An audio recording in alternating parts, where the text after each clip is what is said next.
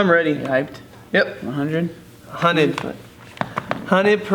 What's up, you guys? Welcome to the video, one that I am really excited to bring you guys. This is my brother Cajon. Hello. And this is one that I was never really like super planning on making, but a lot of people have actually been asking. So Cajon actually, Which is awesome, by the way. I mean, yeah. Thank you for even asking and thinking about me. It's kind of cool. Yeah, so, no, it means nice. a lot to me that people care about you that are watching the videos. It means a lot to me. So obviously, you know, you guys have seen my transformation, 180 pounds, and like I think that it's really awesome, and I see obviously like it's such a huge blessing to be able to inspire so many people. But I do understand that not everyone needs to lose that much weight, you know, and I think it's really cool being able to show you guys Cajon, who has, you know, has his own transformation. It's not as drastic, but I think maybe the physical aspect isn't as drastic, right? You can't see it as much, like you're not like, whoa, but the mental thing, and then obviously physically you've changed a ton too. Yeah. So if you just want to tell your story, you know, tell them how much weight you've lost, just kind of let them know who you are. Yeah. Okay, so my name is Cajon. Cajon. Cajon. J-E-A-N. It's French. Long story behind that. Basically, we both have family names and they just happen to sound exactly the same. Yeah. Names that were carried on. At my heaviest weight, I was at about 225 pounds, 220, 225. Kind of the same thing where you get to the point where you're like, I'm not really gonna weigh myself anymore. I don't want to. So I can't say with certainty what my heaviest weight was. But for my body type and for my build, I was definitely overweight. You can be a solid 220 and be definitely. 5'10". Or you can just be a not so solid. A jiggly. A very jiggly, yeah. And so I was a very jiggly 220. Yeah. And I don't know, I think what happened was, I always kind of looked at you and was always like, I'm not that bad because you're way overweight. You know? And so it was You're really bad, and yeah, I'll be exactly. And so I never really viewed it as a problem. I never really viewed it as an issue. I've never really been involved in sports. I've never really been active. A lot of people have noticed I have a lazy eye. A lot of people are like, whoa, that guy's not looking at the camera. Yeah, so I have a lazy eye, which affects my depth perception. I've never had depth perception, which means I've never been confident playing sports. I've never been confident. So you're never like super active. So I'm never active, exactly. I was the music type, still am. Really enjoyed doing music, really enjoyed doing kind of the arts side of things because I just felt like I wouldn't be able to be active. I wouldn't be able to qualify for these sports or anything like that. It kind of set in these sedentary habits, but in high school, I took 3 years of weight training. And so it kind of kept me in shape in a way. That's interesting. I didn't even know that you did that. Yeah, so we had the quarter system. It was an hour-and-a-half class of just weightlifting. So I weightlifted 5 days a week for an hour and a half. And it kept me in pretty good shape throughout high school. I kind of floated around 180 as a high schooler. Was always really self-conscious because we have thunder thighs in our family. Yeah, we do. That's a good thing now, though. Yeah, exactly. So that was always something I was always like, oh, I just need to lose weight because my thunder thighs. Not really comfortable with like who I was as a person and the way I looked. So after high school, my eating habits remained the same, which was a carne asada burrito pretty much every single day. Carne asada fries. It's crazy. We had the same diet. Yeah. You know, so as many sodas as I wanted. Yeah. It's just crazy how much like it affected me differently than you. Yeah. Okay. You know? Exactly. And same diet though, for sure. But honestly, I probably ate more, obviously, but. Yeah. We ate the same stuff. Yeah, exactly. My eating habits remain the same, but my exercising, I went from an hour and a half every single day that I was forced to do that I didn't even really consider as a habit. I was just forced to do it because of class. I then cut that out of my diet. And so I graduated in 2008. And from there on, I just started gaining weight every single year. It was, you know, we talk about it's a new size, it's a new weight up, it's a new set of 10 that you're looking at. It used to be I'm in the 180s, now I'm in the 190s. Well, now I broke 200, now I'm at 210, now I'm at 220. I just kind of figured that's what happens in life. You just kind of gain weight, you know, like the longer life goes, the more weight you gain. That was like a natural thing to me. And it wasn't until I hated pictures because I was always like, look, and be like, dang, I'm gaining weight. Like, this sucks. You know, I don't want to do this anymore. I don't want to take pictures. But I didn't want to do anything. Did you think you could do anything? Like, did you even like? Yeah, I thought if I really tried hard enough, like, you know, I could eventually do it, but I didn't care about that. That wasn't enjoyable to me, thinking that I had to restrict my diet, I had to spend hours at the gym. Like, that did not seem like something that I wanted to put the effort into, so I just didn't. There was no point to it. In that time frame, I got probably 3 different memberships to 24-hour fitness.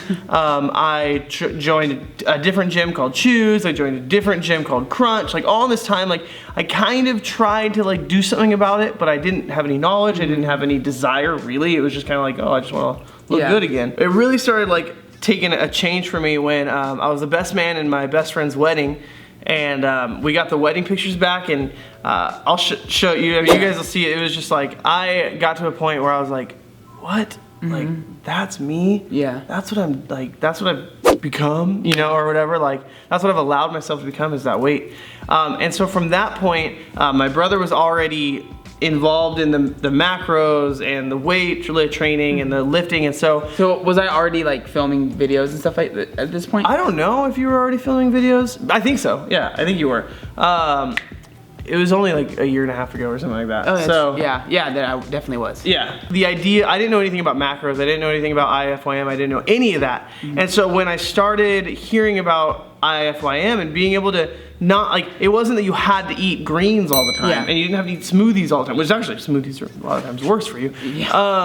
But like, I didn't have to restrict all these things I loved, that I could still do that while losing weight, while, you know, and so that made sense to me. And it was kind of, you know, it always, the saying is like, you know, it's science, bro, or whatever, like you can't beat science. And it was just like this idea of like, this makes sense. This is a formula that I can repeatedly follow, and that I can see results within a certain time frame. That's the thing that I love about like tracking macros, or even just tracking calories. You know, I don't say everyone has to do it, but if you are someone that like likes that, like Cajon does, it makes sense. So there's no guesswork anymore. It's just like, okay, if I do this, I'm gonna lose weight. You start doing it, you start losing weight, and then it's just it turns in from like this, like, oh, I'm striving for this. This is so hard. Like, I'm not sure if I'm doing it right, to being like, okay, I hit the numbers that I set for myself, so I am on track. Yeah. Period. It's just guesswork is out of it. Yeah, exactly. And that's the beauty of it. Fitness was this like ethereal term that you didn't really know when you achieved it or when you were fit, or, you know, you never really knew any of that. But then when you put in macros and you put in, like, you know, the scale, a lot of people are enemies with the scale. They don't like the scale, and it's just a tool. When you get to see how the scale can work for you, you know, weighing yourself every single week, kind of saying like, oh, what is this? What was I at? Do I need to increase? Do I need to decrease? Like, it really became like, this makes sense. Yeah. So let's get back to the story though. So you saw those those pictures, and then like what were the first steps, you know, that you took, that you decided to do? You were like, okay, this is what I need to do. So the first thing I decided was I'm gonna go to the gym 4 days a week. Okay. And that was the first thing I could do for sure.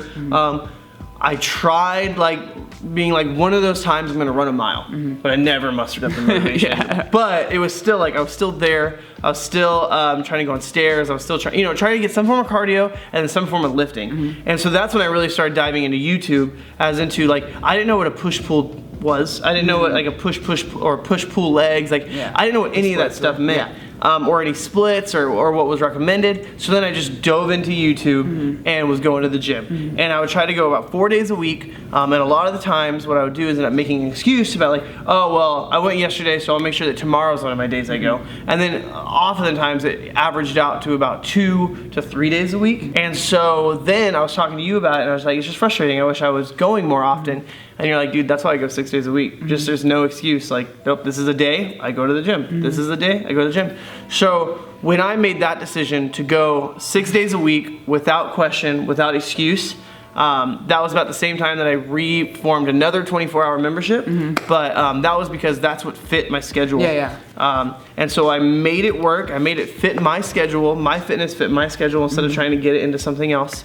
And going 6 days a week is really when I started seeing things expand.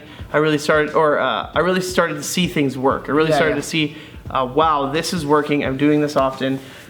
It's funny that conversation that we had, because I remember I was just saying it like just to tell you, like, I go 6 days a week just because you don't make excuses. You don't go 2 days and then not go for 3 days. You just go. Sunday, you take a day off, and that's just what works for me. It's always worked for me, so that's why I like doing it. And it's funny that was like such a for me it was like a moment for you. For me it was like, all right, I'm gonna do this. Like, and there was no going back after that. It was just, I'm gonna do 6 days a week. And since then, like, there are some weeks where I've been like sick or been like that, but I would say my average for the past year now has been going to the gym 6 days a week. That's really when I started seeing a change in my body and really like starting to gain confidence in. That's what I was just about to say. Like these thunder thighs like help us squat and deadlift, and you know what I mean, and like they help you really start to appreciate what your body is shaped like and what it allows you to do.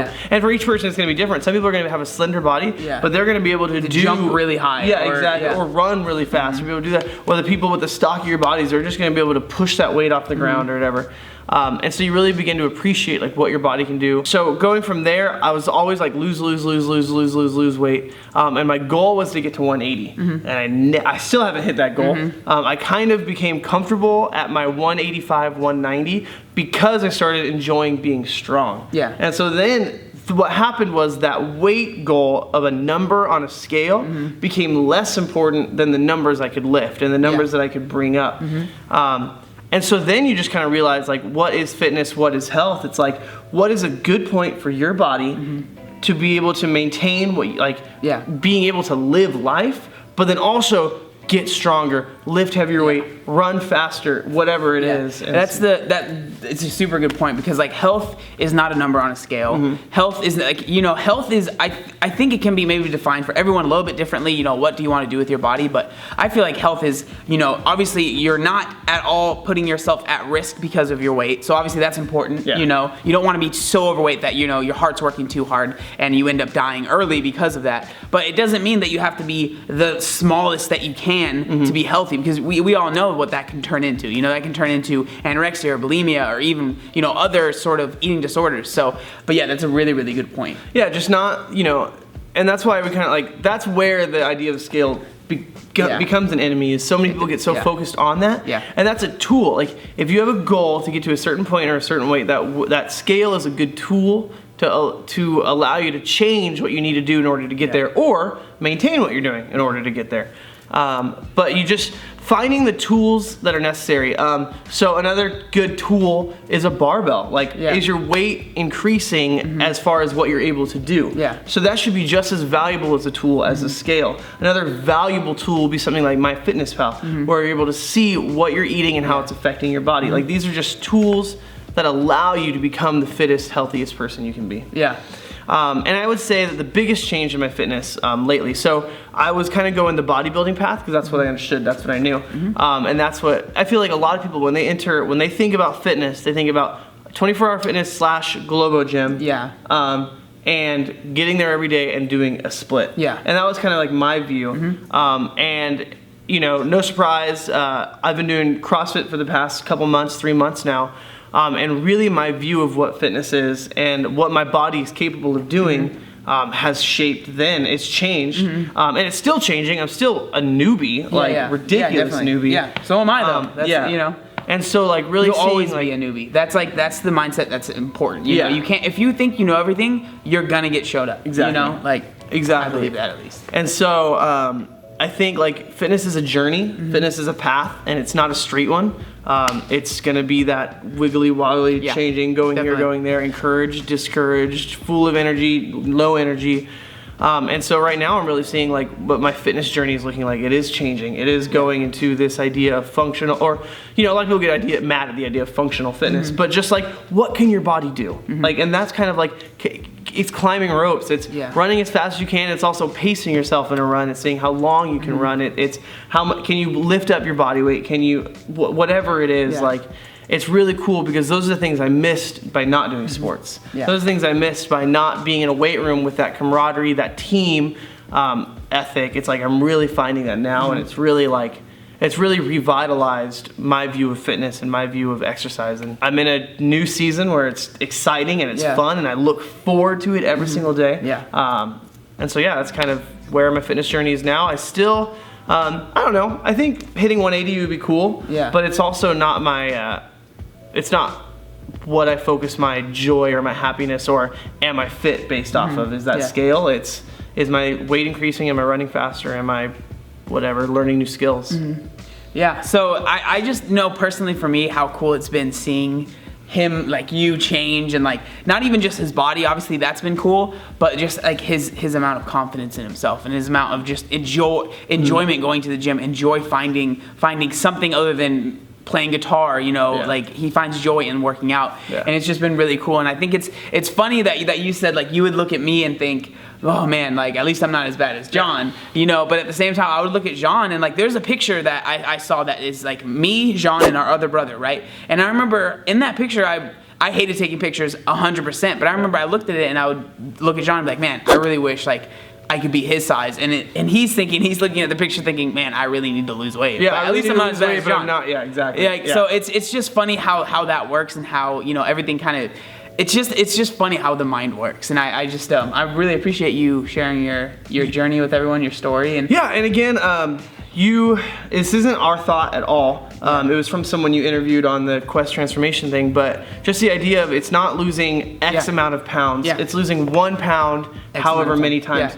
Because no matter who you are, if you are a professional bodybuilder and you have 20 pounds to lose, you have to take the same steps and the same methods that the person who's 360 pounds and has 180 pounds to lose. Yeah. It's the same process, it's the same method. That's, 100%. And like, I completely agree with that. Like him losing 35 pounds, me losing 180, like the same steps and the same struggles, and the same struggles. You know what I mean? So like, it's something that Thomas, I think his last name was Fershing, said on one of the first episodes of Transformation. He's like, I didn't lose 360 pounds, you know, I lost one pound 360 times, and it's true, you know, and like, obviously I'm very, you know, grateful for all the weight that I lost, but it doesn't, like, I never say, like, if someone, you know, messages me and say, I only need to lose 20 pounds, or I only lost 20 pounds, I'm like, that's awesome. You know, you can't knock yourself, because everyone's journey is different, and you losing that weight was just as hard as me losing my weight. And I 100% agree with that, because when I did the bodybuilding show, the last 3 pounds were freaking hard. Like, you like the least amount of weight that you have to lose, the harder it is. You know, when you get down to those 5 pounds, like, you know, you're trying to lose those 5 pounds, they're the hardest ones to lose. So I completely agree. Yeah, and someone, real quick, someone like Instagram messaged me once, and they were kind of curious, like, how'd you lose the weight? How'd you do that? And it was like the same thing where it was like, that's the wrong question to ask. Like, don't ask me how I lost 35 pounds. Don't ask you how you lost however many pounds you lost. Ask how you can lose 1 pound. And then do that again. And then do that again. And when you focus on that 1 pound loss, there's a victory every pound. Instead of trying to look at 80 pounds and you're not happy until you hit those 80 pounds, look at that 1 pound and find a victory there. And then find a victory again, and then a victory again. Yeah. Well, I was gonna ask you what's your one tip, but you that's what it is. Yeah, that 100%. Like, look at the pounds and find joy and victory in those pounds. Yeah. All right. Well, this is my brother John. I'll link his Instagram. You want me to link that down in the description? Yeah. All right. Instagram. You want to do YouTube? He has a YouTube channel. Yeah. So the YouTube will be re-coming. Okay. So right now it is not. Right now it's kind of been on a mellow hiatus. Cool. But it's Yeah. So he'll start making videos. I'll link everything. I have music covers. That's what we were talking about, music and stuff like that. Yeah. And if you look really early into my YouTube channels, it was before I lost weight. Oh, So you see some like unhealthy Jean's just talking to the camera. So awesome. All right. Well, thank you guys so much for watching. You know, thank you, Jean, for being in the video. Of course. Make sure you like, comment, and subscribe. There was one other thing that we wanted to say. What was it? Oh yeah. Look how buff we are. Obey the warning signs, and when there are flashing lights or wigwags, don't attempt to cross until they come to a complete stop.